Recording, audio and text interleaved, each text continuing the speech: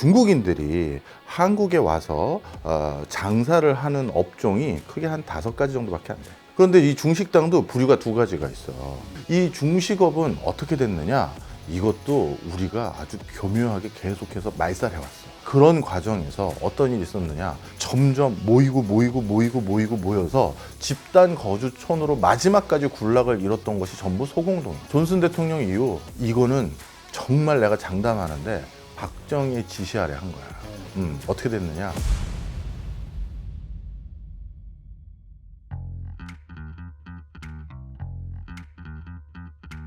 화교들이 이제 서울에 어떻게 자리 잡게 됐고 또 어떻게 화교사를 이루면서 발전했는지 계속 알아보는 시간을 가졌어요. 기억납니다. 네. 이번에는 이제 그 화교 사회가 이제 쇠퇴하게 된 과정을 좀 말씀해 주신다고 그랬잖아요.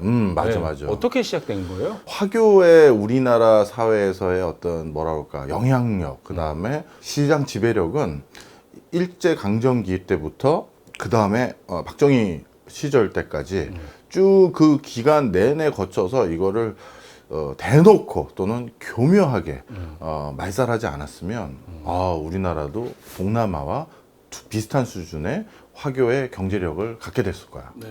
차이나타운, 차이나타운이 형성됐던 대표적인 장소 중에 하나가 이제 소공동이라고 말을 했잖아.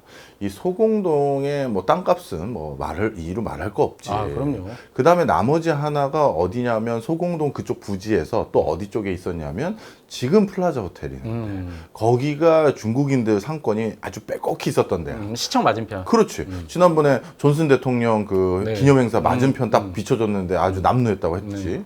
바로 그쪽 지역인데 그쪽 지역에 대표적으로 아서원이라는 중식당이 있어. 아서원.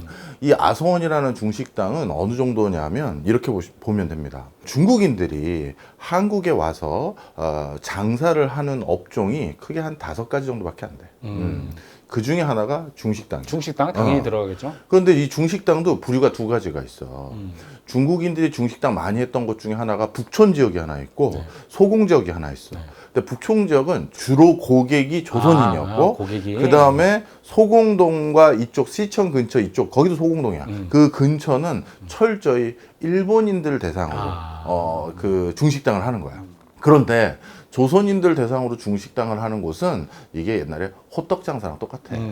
고급진 요리가 아니라 그냥 한 끼 때우고 호떡도 그냥 옆에서 팔고 하는 이런 호떡 장사집이야. 그래서 이제 그런 데인데 우리나라에서 뭔가 뭐 큰 잔치를 한다든가 뭔가 의미 있게 대접을 한다라고 하면 그런 식당이라고 할 만한 게 별로 없거든. 그나마 그런 식당이라고 할 수 있는 것이 전부 중식당인데 거기가 바로 소공동 일대에 있는 대표적인 중식당들이 거기에 해당됐어. 특히 아서원이라는 곳이 가장 상징적인 곳이야. 자, 그런데 이 중식업은 어떻게 됐느냐? 이것도 우리가 아주 교묘하게 계속해서 말살해왔어. 어떻게요? 존슨 대통령 방문했던 게 1966년이지. 네. 1968년도에 뭘 우리가 만들었냐면 외국인 토지법이라는 걸 만들었어. 근데 이 법안 내용이 되게 재밌어요. 첫째, 외국인이 국내에서 상업용지로 상업적 목적으로 토지를 사용할 수 있는 최대 범위는 50평으로 제한했어. 평수까지 제한했고. 50평으로 제한한 게 이게 어떤 일이냐면 좀 전에 내가 아서원 얘기하다 이게 돌았잖아. 그 당시에 그 존슨 대통령 왔을 때 건너편에 있는 건물의 제일 높은 층이 3층이었는데 아서원은 4층이었어. 그러다 보니까 당시 중식당들의 규모가 어느 정도인지 감이 오지. 아서원의 하루 일 매출이 얼마냐면 100만 원이었어. 그 당시에. 그 당시에 60년대 초반에 야. 그 아서원만 하더라도 대표적으로 상징적인 중식당 중에 하나가 그랬는데 갑자기 50평으로 제한한다? 하지 말라는 얘기. 큰 장사는 하지 말라는 거죠. 그리고 그런 법이 없었으면 아서원이 돈 벌었을 때 하루 매출이 100만 원인 그 중식당이 뭐 했겠어? 근처 땅? 더 사는 거지. 그렇죠. 지금도 맛집 중에 잘 되는 데는 길 건너편에 또 하나 확장하고 옆에 주차장 한다고 확장하고 주차장 하잖아. 만들고 많이 하잖아요. 바로 그걸 왜 안 했겠냐고. 아서원도 당연히 하지. 그러면 명동 일대, 을지로 일대, 소공동 일대 잠식 당하는 거죠. 잠식 당하는 거란 말이야. 사실 동남아에서 그렇게 해서 그 재벌들 된 거거든. 자, 그런데 50평으로 제한한 법 때문에 그게 불가능해졌고 있는 매장도 줄여야 됐고 아닌 곳은 아서원은 그 뒤로도 영업을 많이 했거든. 그럼 아소는 도대체 어떻게 한 거냐? 이제 지분을 섞기 시작해. 누구랑? 한국 사람. 한국 사람들하고. 그래서 주식회사로 바꿔서 지분을 섞어서 한국인들을 포함시키면서 하는 거야. 그 과정에서 중국인들은 원래 중국인들끼리만 네트워크가 좋고 한국인들하고는 사실 비즈니스를 잘 안 하잖아. 네, 맞아요. 그런데 급하니까 한국인 누군가가 비즈니스를 하고 또 이게 한국인 회사라고 하려면 지분의 51% 이상이 한국인들 지분이 있어야 되잖아. 그렇죠. 그러다 보니까 자연스럽게 어떻게 됐다? 뺏긴 거지. 뺏긴 거야. 그냥 쉽게 해서 약탈해 간 거야. 이제 이런 식으로 해서 점점 희석돼 가는 게 일부가 있었어. 이거는 토지를 제한한 게 하나 있고, 그 다음에 음식점이 계속 대박 나려면 뭐 해야 되겠어요? 뭐가 있죠? 한 곳에서 오래 장사해야 하잖아. 아, 그래서 신스 얼마 이런 게 있잖아, 네, 기본적으로. 네. 그리고 그 장소의 상징적인 공간이 돼버려야 되는 거잖아. 맞아요. 그래서 입소문으로 오는 거니까. 그런데 우리나라 법을 바꿨어. 한 곳에서 오랫동안 영업을 하면 할수록 특히 식당에 대해서는 세금? 세율을 올려. 이상한 법이네요. 그러니 나가란 얘기야. 한 곳에서 오래 하지 말고 야, 다른 데로 가 이거야. 그런데 서울 시내 노른자위 지역엔 중식당이 꽉 잡고 있으니 다른 지역으로 가라는 건 서울 외곽으로 가라는 얘기지. 이제 그 당시에는 우리가 중공이잖아, 중국이. 네, 중국 공산당. 그러다 보니까 우리나라랑은 수교를 안 했잖아. 그렇죠. 90년대 초반에. 했잖아요. 그럼 네. 바로 그런 신분상의 취약점이 있거든. 본국에서 온 사람들은 대만 쪽으로 가는 사람들은 그래도 좀 대만이 그 당시 그렇죠. 우리나라 수교 국가니까 그렇죠. 그래도 괜찮은데 중공에 가까운 사람들은 어디 자기 몸을 의탁할 데도 없어. 그때 또 한참 또 빨갱이 하던 그런 맞아. 시절인데. 그러니까 이 사람들의 사회적 신분이 취약하겠지. 그래서 세무 공무원들이나 이런 사람들이 이 사람들에게 나쁜 짓을 많이 했어. 국세 공무원들이. 그런데 정부에서는 그걸 또 뭐 눈 감아. 줬다고 봐야지. 네. 왜? 잘했다. 야, 그럼 오늘 이거 뭐 우리 회식은 거기서 나온 거야? 수고했다. 뭐 이런 문화도 있었대. 이거는 국세 공무원들 사이에서 알려진 일이야. 이런 일들로 인해서 정말 못 살게 구걸어서 결국 어떻게 됐느냐? 중식당이라고 하는 그 터잡고 했던 그 수많은 곳들은 이제 털을 잃게 된 거야. 외국 샌프란시스코라든가 호주 시드니라든가 이런 데는 그 도시 전체를 대표하는 중식당들이 있어. 여기는 신스 해가지고 1800 몇 년부터 쭉 있는 게 있거든. 우리나라 없어. 싹 나간 거야. 그 다음에 하나가 더 있어. 이발소. 이발소 많이 했다. 또 이발소 참 많이 했어. 근데 이 이발소가 그 당시 어느 정도 점유율이었냐면 화교의 이발소 점유율이 한국에서 서울에서 이발소를 하는데 일본인 이발소, 조선인 이발소, 화교 이발소 있을 거 아니야. 숫자로선 당연히 조선인이 제일 압도적으로 많을 거고 그 다음이 일본인 정도가 많을 거고 그 다음이 이제 화교일 텐데 화교 이발소가 등록된 이발소 중에서 23%에 해당돼. 그래요? 어마어마하게 많은 거지. 그 이유가 있었어. 서비스가 달라. 일단 중국인들 중에선 집에서 머리 안 감는 사람들이 많아. 이발소가 하는 일 중에 하나가 머리를 감겨주는 거래. 그래서 저 머리 좀 감으러 왔어요 하면 머리를 감겨주지 뭐 커트 같은 거 안 해. 감겨주는데 정말 시원하게 팍팍 긁어주면서 마사지 간단하게 해주고 이렇게 지압해주고 해서 머리만 감고 가. 그리고 가끔 중국에서는 이발하면 뭐 해준지 알지? 어깨 마사지뿐만 아니라 귀도 파주고. 맞아요. 그런데 한국에서도 그걸 서비스의 경쟁력을 삼은 거예요.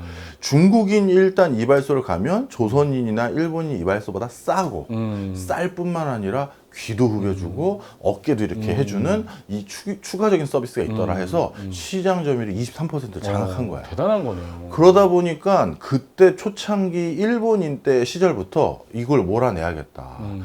하여튼 이 나라에서 중국 상권을 처음 몰아내기 시작한 건 일본인이고 그 다음 우리가 바톤 터치를 한 거거든. 그래서 일본인들이 어떻게 했느냐? 이 사람들도 악독해.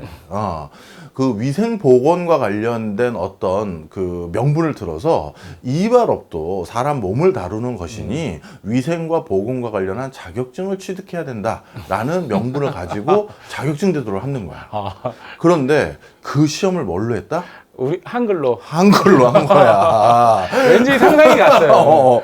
일본인들 같은 경우는 본국에서 시험 본 걸로 준용이 가능하거든. 그러니 인정을 해주는 거지. 근데 중국은 안 되는 거야. 중국은 인정을 안 해주는구나. 중국은 그 제도도 없었고 사실. 그래서 중국인들은 시험을 봐야 돼. 근데 시험을 딱 봤더니 한글이야. 출제를 한글로. 하지 말라는 얘기지. 그렇죠. 그리고 워낙 박리다매로 하는 게 중국 이발소의 경쟁력이다 보니까 그 가격 전까지 싸지 못하게 한 거야. 그러니 이발소도 씨가 말라가겠지. 그 다음 나머지 하나가 양복점이야. 근데 양복점은 아주 자연스럽게 중일전쟁하고 만주사변 이후로 중국 본국에서 넘어오는 고급직 양복 있잖아. 네. 이 양복의 원단을 공급받지 못하게 됐어. 우리 지금 양복 스타일 보면 이게 이탈리아 밀라노에서 유명한 요즘 스타일이야. 아니면 뉴욕에서는 요즘 이렇게 입어. 이런 소리 하잖아. 그런데 그 당시는 어떤 스타일이 유명하겠다? 상해에서 요즘 이렇게 입어. 국제도시. 이게 요즘 상해 원단이고 이게 상해 상해에서는 스타일. 다 이렇게 입어. 그러면 대박 이렇게 된 거거든. 그래서 이게 상해 스타일이다라는 것들을 알려주는 대표적인 양복점들이 중국인 양복점이었고 상해에서 자신들의 어떤 협력사를 통해서 고급진 원단들, 안감은 비단들 이것도 중국이 짱이니까. 그리고 최신 유행 어떤 흐름. 그럼. 반영된. 맞아. 디자인. 이걸 바탕으로 상해 스타일의 양복점이다 해서 이렇게 쫙 잡고 있었는데, 그리고 일본도 또 원래 그 양복은 우리가 나중에 받아들인 거잖아. 네, 그렇죠. 일본도 일본인 양복점들이 많았거든.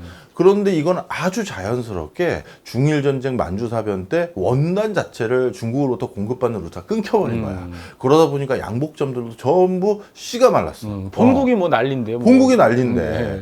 그 다음에 호떡 장사가 있어. 호떡 장사. 이거는 가장 처음에 하는 거야. 그냥 오자마자 미천없을 때 노점으로 할 수 있는 노점하는 거야. 맞아. 노점으로 할 수 있는 호떡 거예요. 장사하는 거. 그걸로 돈 벌면 이제 원단 사서 양복쟁이를 하던 이발소를 하던 중식당을 하던 이렇게 되는 거고, 마지막 하나가 건축이야.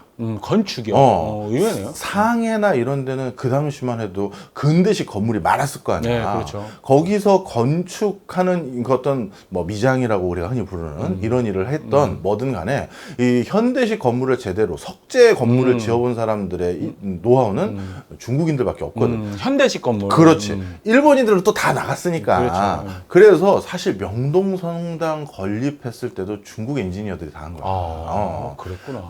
그래서 마지막까지 우리가 못하니까 도움받을 게 중국 그 건축 관련한 기사들. 그게 마지막까지 버틴 거야. 그래서 중국인들이 그 당시 석조 건물이라고 많이 지은 게 전부 뭔지 알아?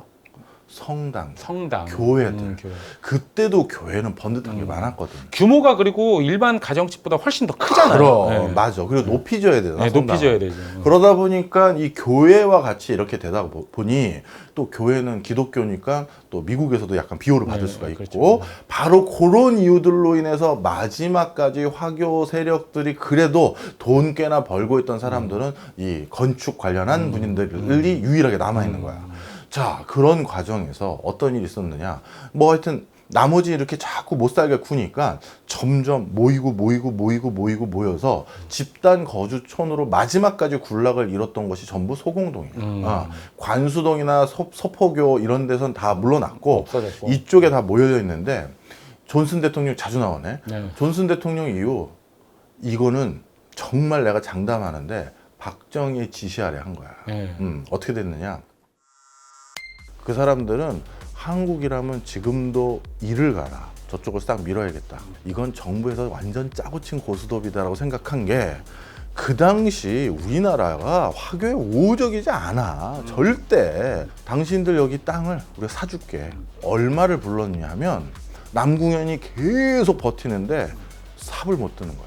확실하게 청와대에 밀실에서 아주 소수만 이렇게 결정됐다라는 걸 알 수가 있었던 게, 그 소공동 다 지분 정리하고 그 동네에 딱 입주한 데가 어딘지 알아?